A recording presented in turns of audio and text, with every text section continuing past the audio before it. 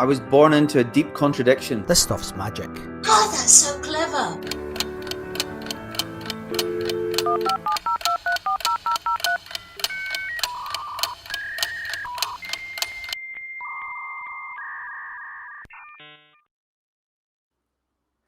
Good afternoon and welcome to episode 59 of ARTEFACTLive with me, Scott MacArthur, where we look at the art and science of storytelling.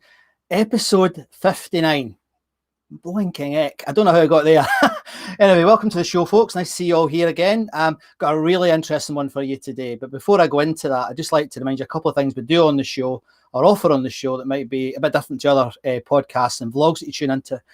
One of the things I'm really keen to push in 2022 is to get my community involved in these shows. And to do that, if you've tuned in before, you'll have heard me talking about open all cams. Well, it's a bit like what they do in comedy, open all mics. If you want to come on the show, just let me know in the chat or DM me on any one of the platforms. I will see it and I'll send you a wee link and you can actually come on and ask me and my guest Mike any questions that you like. I really want to encourage you to do that this year because one of the things that I enjoy personally, and I know a lot of my clients enjoy, is the interaction part. And despite things moving in the right direction, we're still not getting enough of that in our lives. So have a go on ARTEFACTLive. Come and have a chat with us. No question too big, no question too little. Just don't swear. Right, that's the only thing you're not allowed to do. Right, so this week is about one of my favourite topics. There are three things that I focus on in my writing and in my speaking. They're what I call disruptive technologies. These are technologies that are growing at an exponential rate. And if you don't know what that means, you can ask me later and I'll send you a video that explains what exponential mean, because very few people actually understand the maths, but it's quite simple. But the three technologies there's nanotechnology, there's biotechnology, which didn't used to be in the media a lot, but since COVID's come along, it's in there a little bit more. But the final one is AI and robotics and automation. And to talk about that today, I've got a pal of mine. Now, I've known this guy, Mike Hobday is his name. I've known Mike I know Mike's listening. I don't know, Mike, it could be quite scary to work it out. 20 years.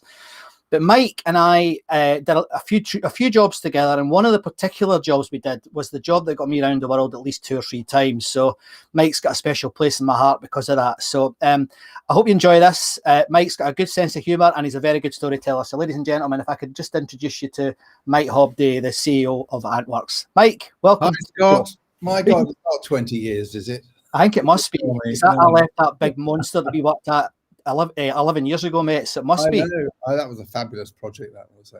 Wasn't it great? Yeah. I was saying to Mike earlier, folks, that was the project that got me onto the Great Wall of China, got me onto the Empire State Building, and it got me, the top of the Eiffel Tower, Mike. And it really, literally got me everywhere. And a baseball game in Canada. It was amazing, and they were paying us for it, mate. Yeah. The funny thing is, I was the one who sold the job, and you were the one who got the funds. I got the fun, yeah. Nah, I'll never forget it. It was an extraordinary experience. It really was. Yeah, so, it was good times. Yeah, absolutely. They're really good to be here, Scott. It's a pleasure to have you. I know I've been trying to get you on for ages. You're too bloody important to come onto my show, young man. Not important, but I am busy.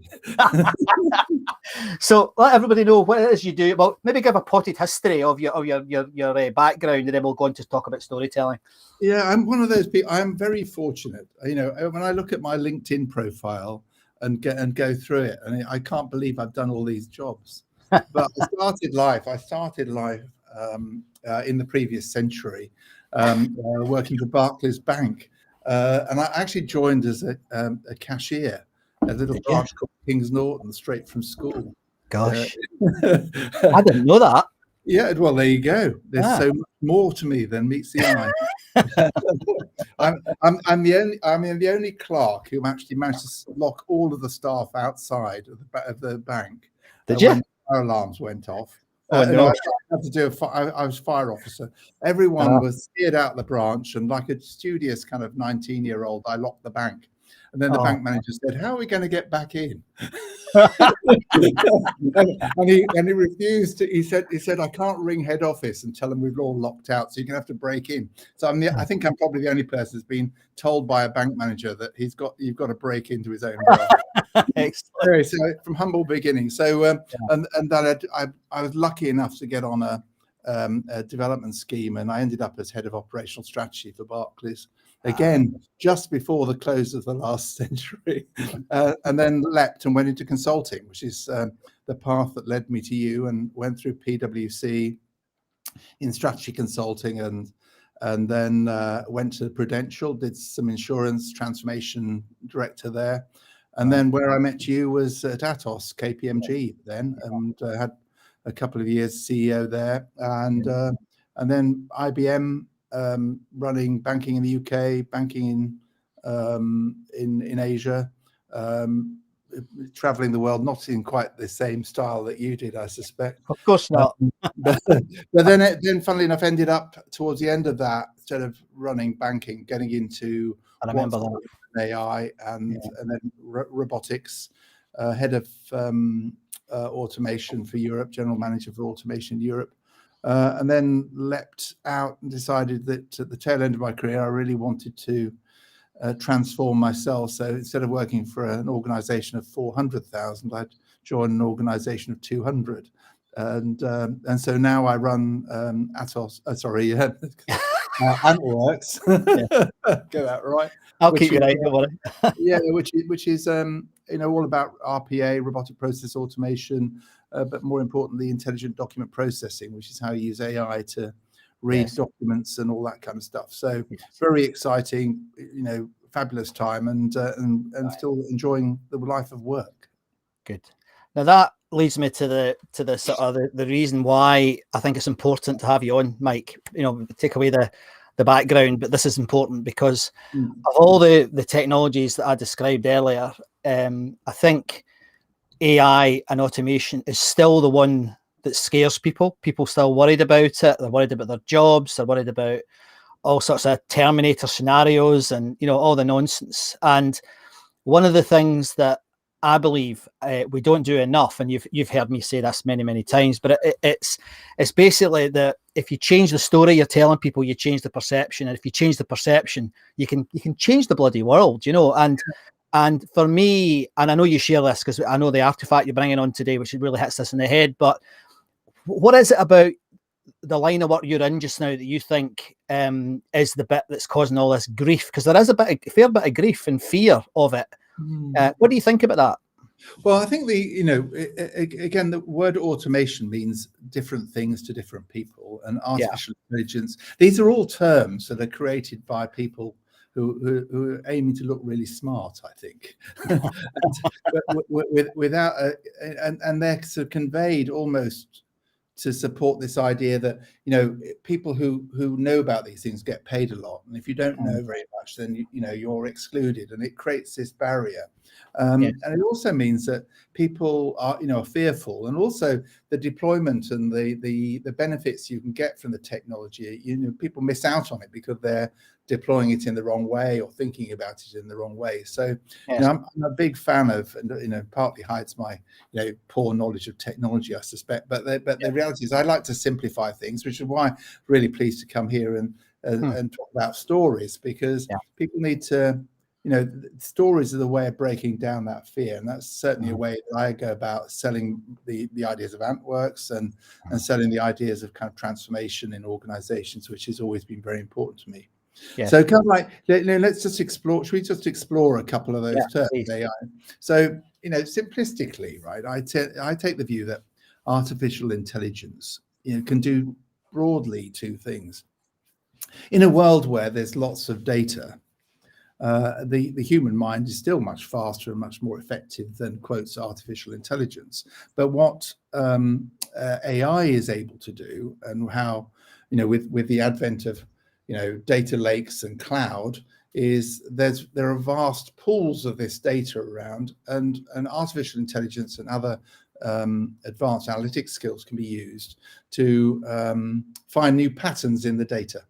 And the whole thing about technology is that it can sift through data and find patterns of data, patterns in the data, in a way in which humans can't consume data fast enough to create the pool. So and the fearful thing is what decisions, what patterns, what knowledge is being extracted, and obviously there's fears of how that technology, those algorithms are being manipulated and, or in some cases, imbued with the biases of the people who are building the programs. Yeah. Can I just interrupt you, Mike? Sorry to interrupt you. Just explain what's an algorithm from a technologist perspective. When I was at school, they didn't have algorithms; they had equations. Yeah, me too. A plus B equals C. Kind of like at its simplest, right? Yeah. So that in simple terms is, if this is true and that's true, then this may be true. Is the kind of thing that artificial intelligence is looking at, or it's looking at, if these 4 things are true, then X is going to happen. So what happens is if B changes, does that change? And artificial intelligence starts to look at the patterns and look at response and learning techniques to use machine learning to allow the technology or the algorithms to evolve with changing circumstances. All very nice, right? But it's all really emulating in many ways how we think. It's just able to do it at a bigger scale. Now, that's wonderful because that can create whole new services and insights that allow organizations to grow, and new services that we might receive that will benefit from. Autonomous vehicles and how they interact with each other is an example of that. There are benefits and disbenefits of that. But that's the kind of like the AI of data, right? And that's where I think there are rightly fears, but huge opportunities. And then there's the other bit of AI, which is the place where I work, where I'm less concerned about it, and I think it's got a huge opportunity, and it's almost like the bridge to the world of this kind of smarter planet environment. And that's using AI to support us in the way in which we interact with the analog world. So by the analog world, I talk about how I'm conveying messages to you, or I might get on the phone or on in a chat environment, and I'm typing free form to a chat bot, as we would know, or some sort of answer machine, which is a call and response, and basically that's turning speech into text, analyzing the text, understanding what you're inferring in your conversation, your needs, and providing an automated response to you, the world of the chatbot. And then the world I operate in, which is more about intelligent document processing, which is able to take a contract or an invoice, and it's programmed to emulate how humans look at a document. I recognize what this document is. I know I recognize what it is. I know what data I'm looking for, and using AI algorithms to find inferences in contracts, for example, about when the contract starts and finishes, or if it's an insurance contract, is this covered or not? And for me, that is where I'm spending my time, because you can't believe, everyone thinks we're in a paperless society. The only thing is paper's been converted into images of documents, and someone still has to read them. Yes.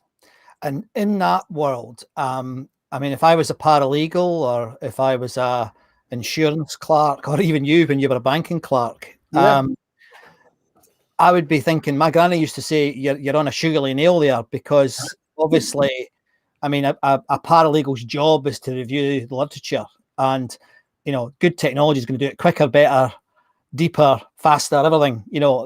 So how do you square that with your clients, or is that something I know you'll have an opinion on it, but do you sell as the concept of the digital worker, like some companies in your space call it, where they basically sell scripts, or how do you deal with those?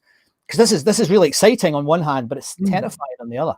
Well, I think there are two parts of the story. One is, in most industries, are in a growth environment. The amount of paper, the amount of communication is increasing, right? So the volumes of documents that have to be read and reviewed is getting bigger, not smaller.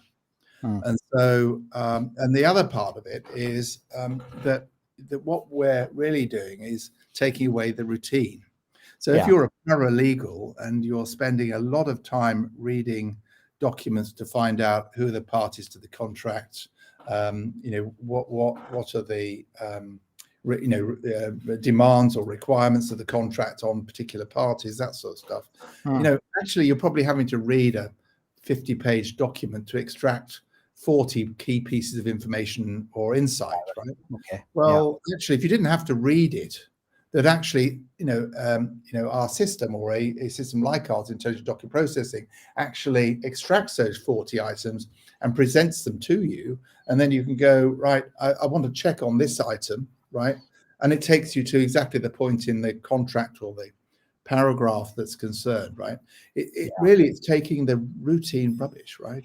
And allowing people who are highly trained, not to speed read a document poorly to find the 40 pieces of information, but do that work for them. So people will be able to do more work, and their work will be more interesting because they're focusing on making a decision or executing a transaction on the information that's been extracted, rather than having to go through the donkey work reading. And then robotic process automation, which you also mentioned, or robots in this context, really are taking that data and automating the keying in that paralegal might have done into the system of record, or some sort of web application or something. So actually, I'm quite positive about it, because I think the dull stuff goes. So as long as we're in an environment where the economy is growing, then actually jobs should become more interesting and engaging. Yes. Okay. One of the areas that's helpful. Thanks, Mike. One of the areas that I'm super excited about in this space isn't in the document world; it's in the biological world. Because just in the last 6 months, we've basically had our first cure for major diseases that was worked out by an AI, because there's a thing in biology called tertiary models, which is all about, when you hear about a molecule, it's got a three-dimensional shape. And a lot of us junior scientists used to spend bloody months trying to work out, using all sorts of different microscopical techniques, what the shape of the molecule was. The famous one being the double helix of DNA, of course. But now they've deployed some of these little AIs just to work out families of molecules, and that has opened up a whole new industry in biology. So that's the way one of the ways I describe it. And indeed, one of our viewers, Derek here, he's kind of asked that question, because he said, pattern recognition is potentially a great way of removing hierarchies in organizations. How would you convince people that this is a good idea if carried out automatically? I mean, I think you've gone some way to answer that, but if you get any other... So that's interesting. So I can't remember the name of the company. I'll have to look it up and we'll post it. But there's a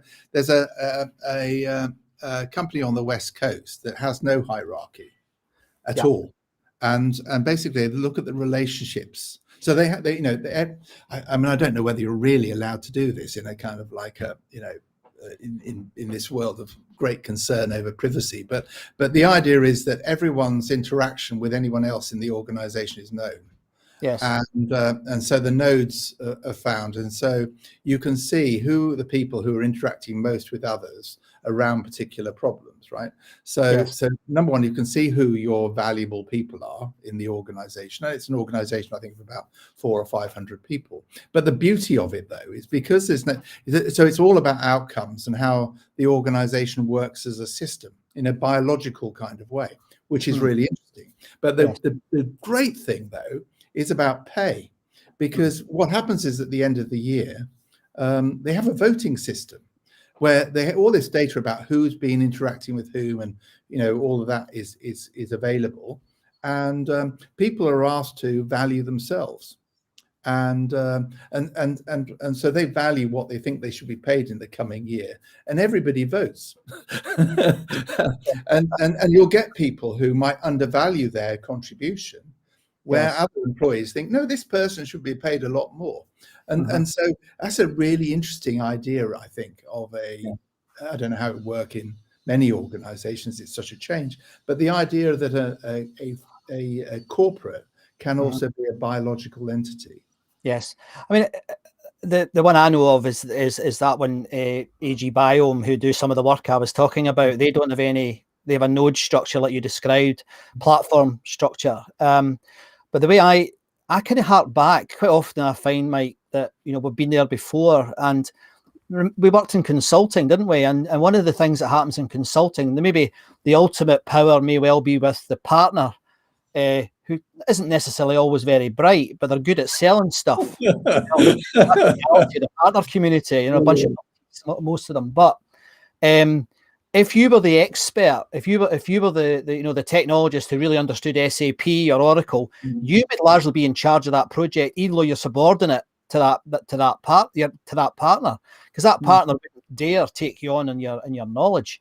And that certainly was that was one of the things I liked about big consulting, Mike. And I guess that we might see a bit more. You get it in the military to a lesser extent as well, but yeah, it's exciting that I think what you're getting at there is in that consulting environment, it's about people as well as the technology. So you might have somebody, and I would argue this. I've got some fantastic people. In fact, everyone's fantastic, but there are some fantastic architects, technologists at AntWorks. I mean, they know vastly. I mean, they know vastly more than I do. Yes. But in any system, we all rely on each other to be really good at our jobs and do our part, right? My job is to run the company, with all of that entails from an administration and shareholder perspective and all the corporate governance and sales and everything, right?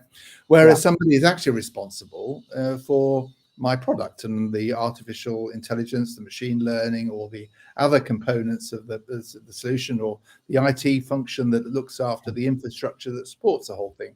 So I can't tell some of these guys technically what to do, but my job is to make sure they work together effectively as a team. And I think what you're alluding to is in those days, and also true today, is you've got somebody who actually owns the story, right? Keeping it on story. And so when I was, doing more selling in that sort of environment, then I owned the story with the client. Actually, what have we agreed? What are the outcomes you're trying to achieve? And my project may only be a small part of that, which actually the guy who's the expert in the SAP component of that program might not be aware of or necessarily skilled at telling. So I think that role of partner was relationship and the story about why this piece of work is going on. Right. Put your future glasses on, Mike, for a sec.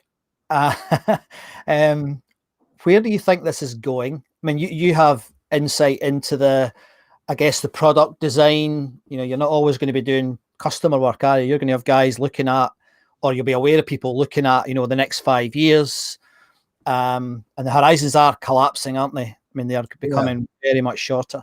Where do you think this stuff is going in the medium term? Can I do my artifact? Because I think that plays a bit to it. Should we do that bit? To do the artifact? Yeah, okay. Yeah, no problem at all. Is that okay? Oh, he's caught me off guard. Right. No, I'm sorry. I didn't realize there was a specific time.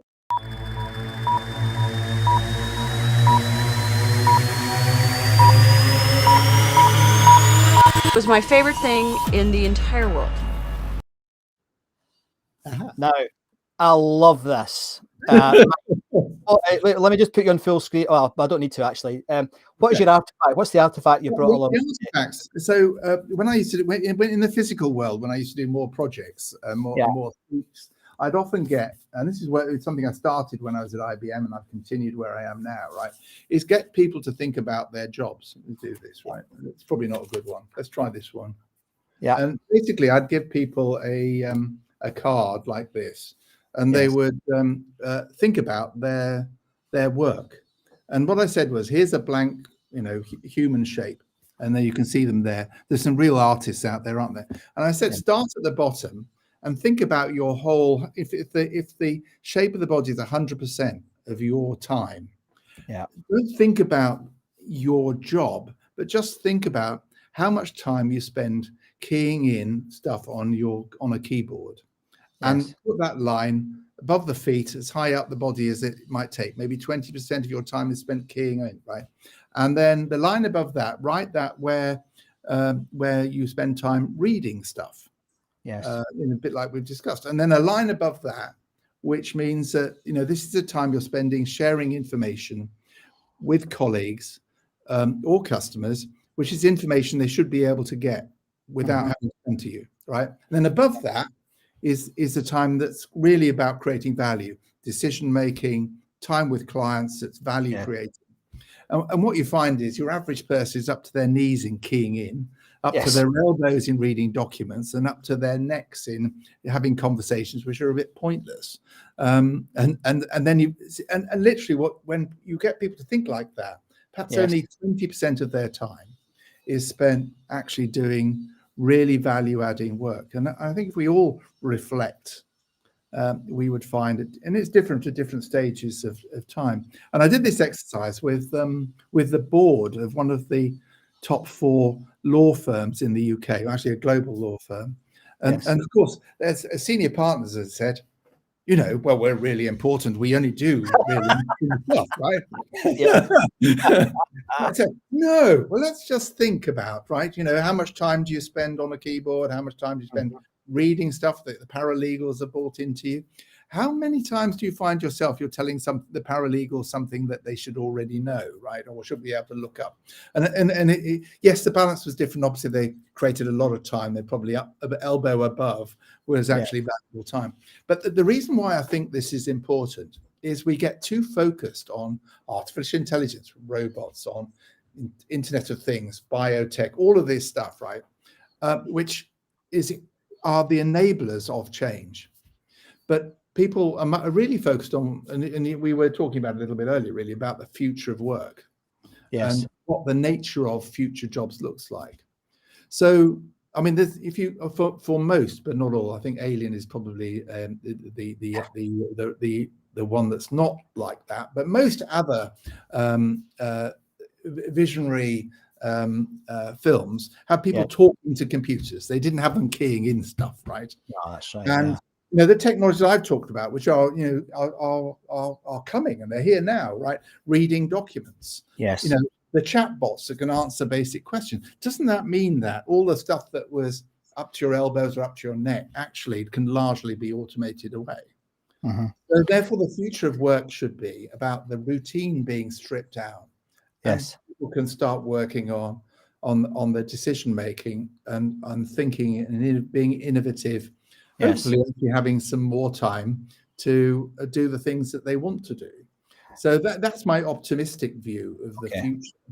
And then, of course, there's all the other stuff, which is in a way kind of peripheral, because it's about the environment around you, which is automated. So autonomous cars, smart houses, all of that stuff, which is you can feel it. And that thing's moving so fast that we can just futurize that the data we need, information about the state of our homes, even when we're not in it, is there for us.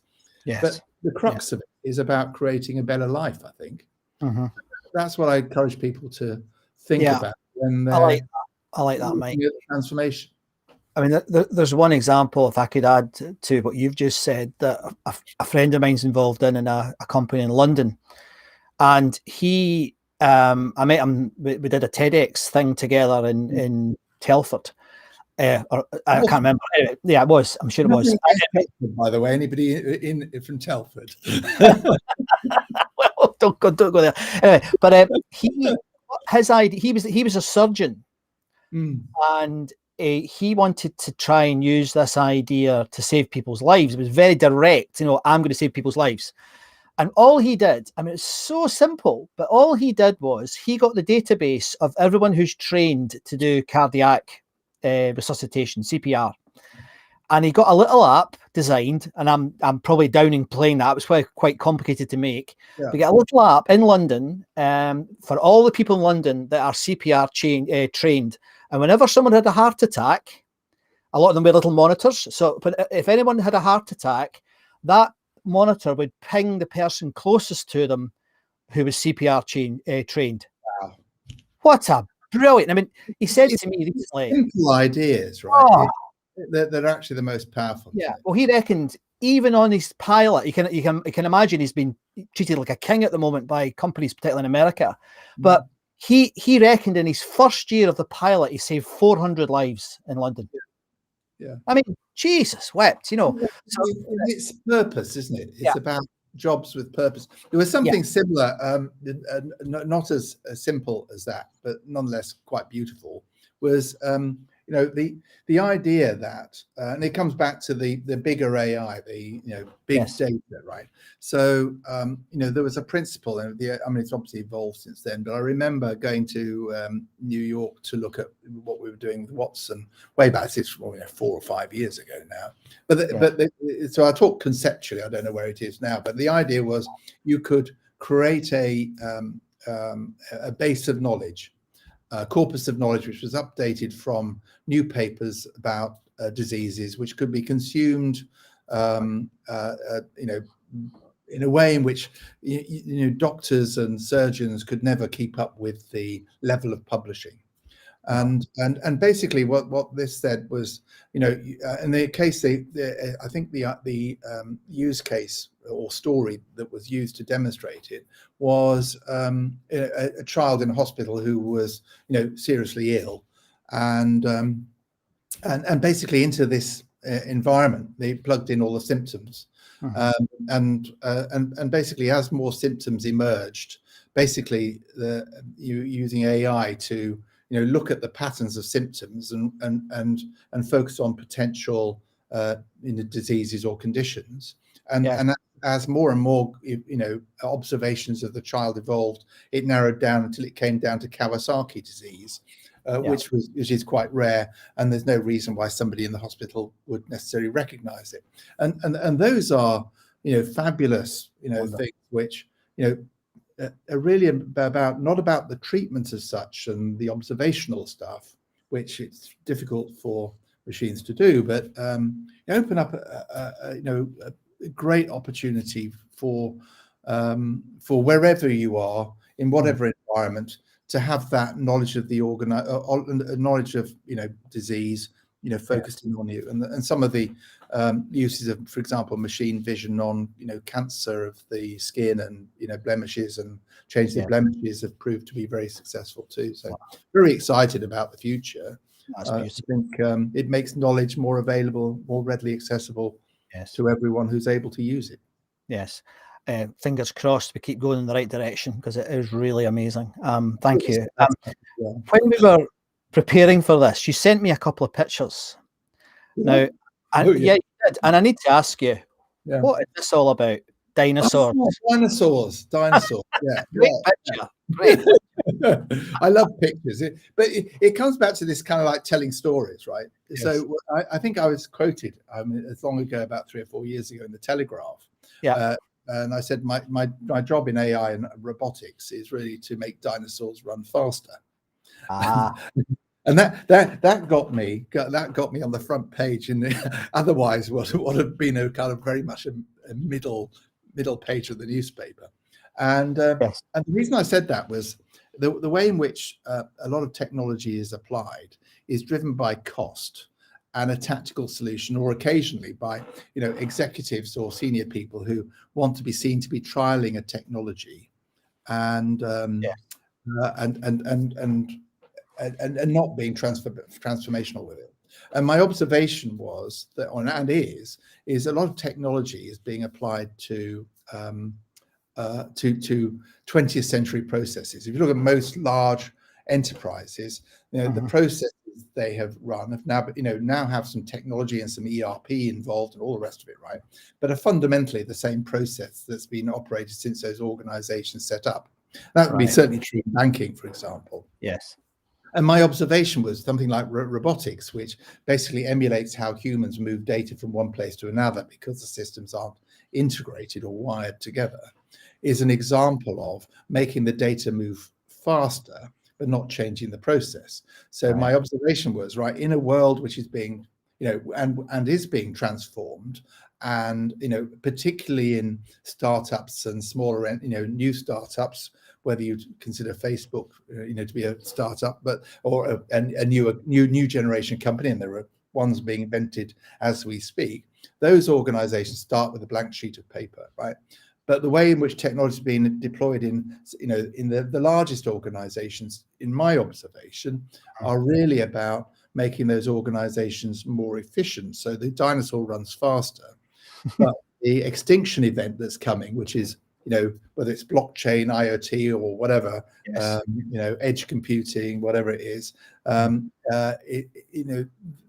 it's very difficult for these large organizations to transform. So they go from being a brontosaurus to a velociraptor, perhaps, but none of the humans are coming, and then the other analogy I use is about the risk that people are using these new technologies to drive efficiency, and in many ways, a bit like the Egyptians, they're embalming their 20th century processes, and not thinking about what's the customer trying to achieve, how can I use technologies to rethink.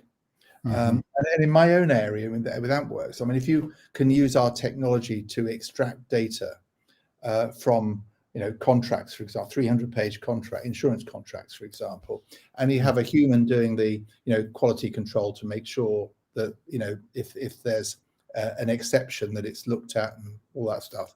If you can get to 96% accuracy, let's say, then, and so you're confident that your data at the front, as it enters an organization, is good quality, then you might rethink the way in which your processes are configured downstream, and your processes might be completely different, because you'll know from your consulting environment how many processes in an organization about reconciliation, because nobody's quite sure whether this data is right or not.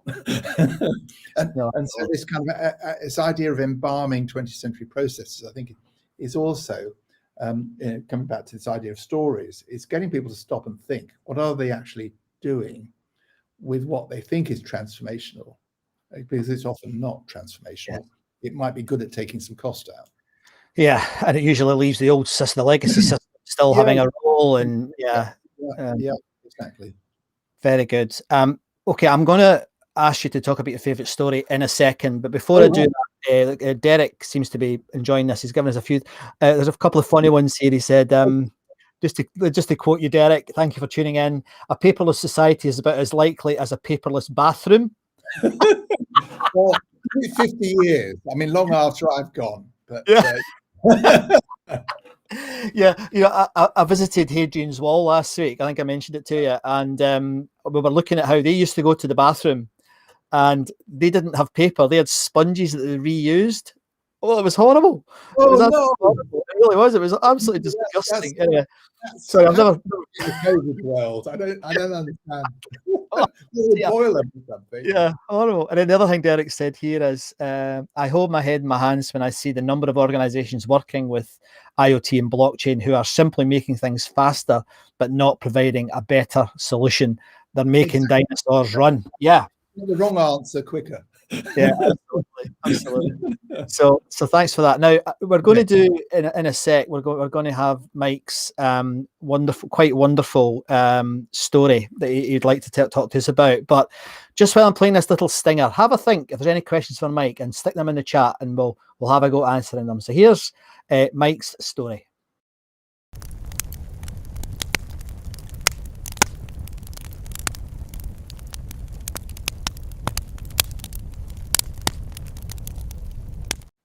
Now, the other thing that Mike and I have a passion for, and I think it's probably all consuming for both of us, it is music.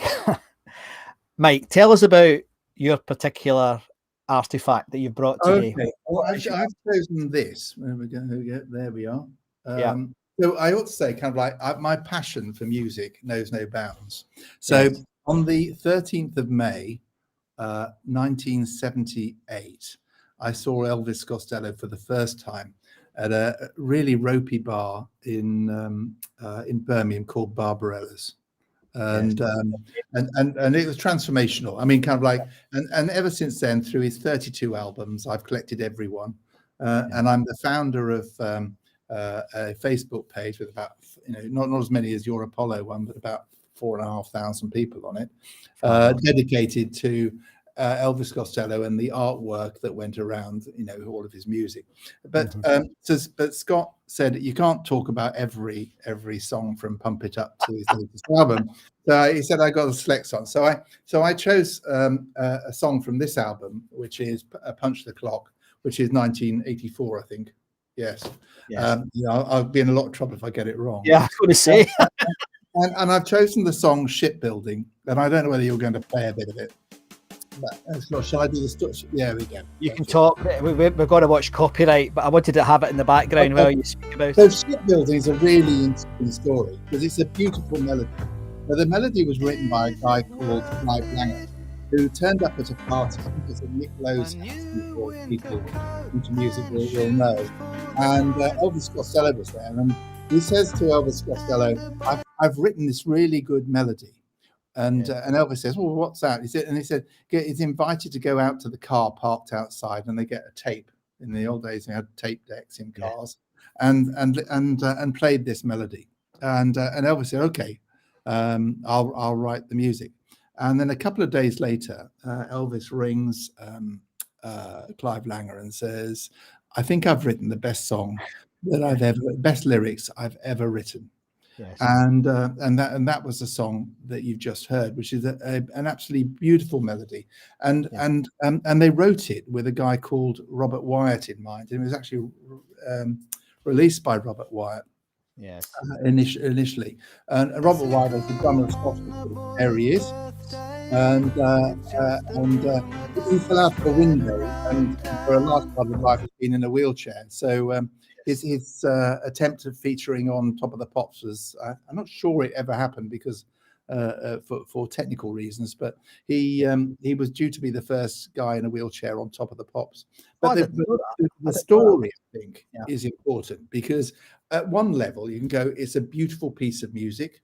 It is. And on the second level, it's got a story, and the story is really interesting in my mind, and that is about the Falklands War. So when they talk about shipbuilding, they talk about the ships, whether they were British ships or Argentinian ships being sunk, and how particularly for the UK, people living in the north of England who worked in shipyards, might have their sons and daughters fighting on these ships, in that case in Falklands, but the loss of those ships meant there was more work in Newcastle and the shipyards. But the lyrics around, where you could be diving for dear life when you could be diving for pearls, I think are just beautiful. So I recommend it to everyone. And David Bowie had it his top 10 singles of all time. Yeah. So there you go. Yeah, I'm passionate about it. It's a glorious song, and it's one that I confessed the other day I'd heard of it, but I hadn't really listened to it properly for best part of 20 years. And do you know the Glasgow Connection? Oh no, can't tell me. Apart from that, Elvis plays at Apollo. Yeah, but the Glasgow Connection is that on the Robert Wyatt version of this beautiful song, they commissioned, or they took some art from a very famous artist, and this is the art here. Oh, yes, that's on the single. That's right, and it's the Glasgow shipyards. Oh, well, there you are. Yeah, and I learned something I didn't know. Yeah, so Stanley Spencer painted this, and the other thing, I mean, the actual painting, Mike, is in Glasgow at the moment. It's actually in Glasgow at one of the art galleries at this very moment, and my grandfather. You and I are going to have to go. Yeah, we should. Because that I'm slightly surprised you didn't know that, but it actually proves a big point. No, this is great because it proves a point, because artifacts like that's a piece of music, world-class music, world-class lyrics, world-class musicians performing on it. And if you've not, you should hear the trumpet solo. My God. Yeah, it is beautiful. A quick story about Chet Baker. So Elvis recording the song, and he hears Chet Baker's playing at what's the jazz club in Soho? Anyway, the Ronnie Scott's. Yeah. So he goes down to watch Ronnie Scott's, and at the bar afterwards, because Chet was a good drinker, I asked him if he'd come down to the studio and play on it. And so Chet just says yes, and Elvis says, how much will it cost, right? And Chet says scale, And Chet Baker is probably one of the greatest trumpeters of all time. It's Scale is nothing, right? So Elvis says, "Well, we'll do double scale then." and Chet went down, and it was one take, and it's beautiful, really beautiful. It actually jumps out, doesn't it? In that particular video, it's just beautiful. Yeah. So there's a couple of things supplementary to that, but I guess I see we're running short of time now, but going full circle, and I see one of the troublemakers we used to work with has just come in and asked a cheeky question. I'll come back to that in a minute. But in terms of full circle, a lot of the technology, I know that's not specifically what you're working on, but I know a lot of the technology is being deployed in the music industry now. You know, you got your the basic stuff like the voice correction technology and the clap beats and all the rest of it. But have you got around to listening to any of the pop songs or the classical music that AIs have written? Oh yes, I have. And I mean, what can you say? I mean, I like your post on LinkedIn actually, which is related, which is kind of like with all of the technology of even composers are writing things on assuming on Word or something like that. But actually, if you look back, and I think I posted Paul McCartney's Penny Lane kind of beautiful, handwritten notes and all the corrections, all of that disappears in the way in which documents were created, unless of course they've got it on track change, but really carry quite the same. I don't think, like I said it on LinkedIn, Mike, I don't think they'll be fighting over previous versions of Word documents. I think it's going to no, exactly right. But so there's a couple of questions here that one of them's a cheeky, so I'll get it out of the way first. This is a man we both used to work with, Simon Teal. Hello, Simon. How are you? Mike's far superior to Scott's. Now, Simon, everyone's music taste is their own, and it's all good for them. That's all I'll say to that. But at least I listen to more than one band. Anyway, move on quickly. Simon's asked a good question here. How might Mike's current business have helped him in his previous roles? Oh, that's a good question, Simon. Thank you. What are you doing now that could have helped you in your previous roles? I'm just going to sit back and watch this. You asking Simon or are you asking me? I'm asking you. Well, I can answer it as well. But I know. Okay. Well, you're the guest. I mean, the point at a generic level, right? Yeah. Every process, and Simon, has worked in transformation from all sorts of angles through his career. I know he's been working. He's got his own company, I think, these days. I think he's over in Stratford upon Avon. He's a neighbour, basically. He works at Felber. Oh yeah. Okay, I won't tell him. No, he's not there at all. Anyway, so but the whole thing about technology is it comes back to this idea of not embalming your processes. The opportunity to look at a process or a business and think about how data enters the organization and how all that routine work is conducted. You can, absolutely, you can, that is being taken away. That opportunity to transform and its implications for the design of jobs and for the design of work, creates a project which is way beyond a simple technology deployment. So that absolutely. I think the specifically within a consulting environment, the generation of contracts, for example, it used to take ages. The reading of emails coming in, our emails from clients, and therefore, so there's every job now has the scope over the next kind of 10, 15 years to be transformed or actually removed and new ones created. Yes. There you go. And also there are, and I would imagine Simon already knows this because he's brilliant at this stuff, but the bid process, I've seen some AIs now working in the bid process. Yeah. So it's meaning that the consultants can be more creative rather than being bogged down in those bloody awful contracts, bids we used to have to write for those big deals, Mike, if you remember.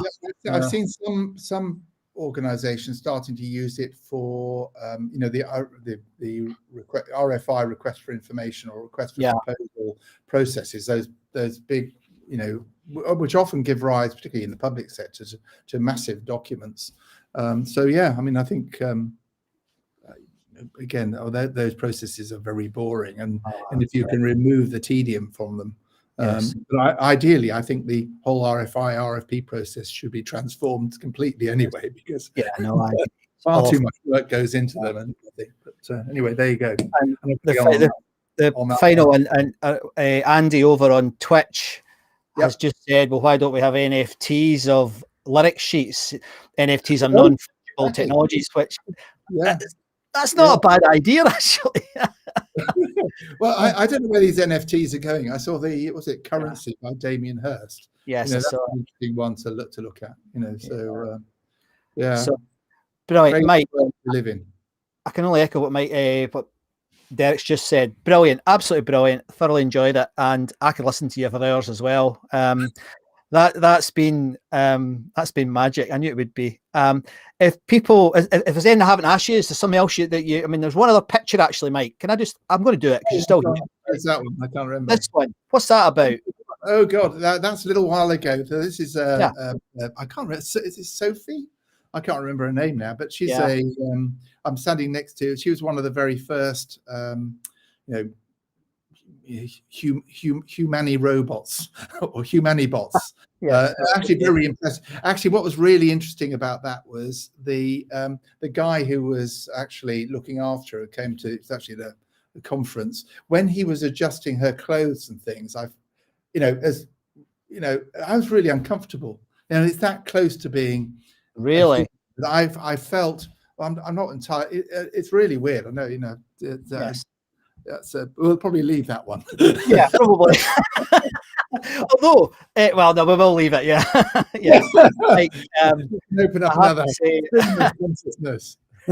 One of the best things about lockdown has been that you and I have managed to rekindle our friendship, and it's been fantastic. And I think Andy, the guy who I make the Apollo show with, is on just now. Andy, we need to have this guy on talking about Elvis Costello and music memorabilia, and it's Bubbles, isn't it? Bubbles is your man. Yeah, Barney Bubbles. Yeah, we need to get him on and talk about that because it's absolutely fantastic. So, Mike, thanks very much for tuning in and all the last weeks, but also being a guest. It's been fantastic. So I'll let Mike go, and then I'll just say a few words before we finish up, everybody. Thanks, Mike. I'll see you later. Cheers. Bye. So I think that is one of the best examples of where, stories taking on the hard stuff. It's not just about, writing fairy tales or whatever. These are all important things, but Mike's work is about taking on the hard stuff. And next week's show is going to be about that as well. And I'm going to actually do it on my own for a change, because I thought, given I've just had my 12th anniversary as being self-employed and running my own company, I thought I'd talk about storytelling in the context of setting up your own business, because there's an awful lot in there that I can talk about. So I hope some of you will tune in and enjoy that. But before I finish, there are two things that I would just like you to remember from today, because it was a great example. One is that just watch out for stories this week, because those stories could be the stories that help you do what Mike's trying to do, which is to change the world. I think it's absolutely critical that you think about that and capture those stories. Be an archaeologist of your own life. And as I think was beautifully demonstrated there, the key thing about storytelling is that it can act as an empathy engine. Thank you very much for tuning in. I look forward to seeing you next week for show 60. My name is Scott MacArthur, and this has been ARTEFACT Live.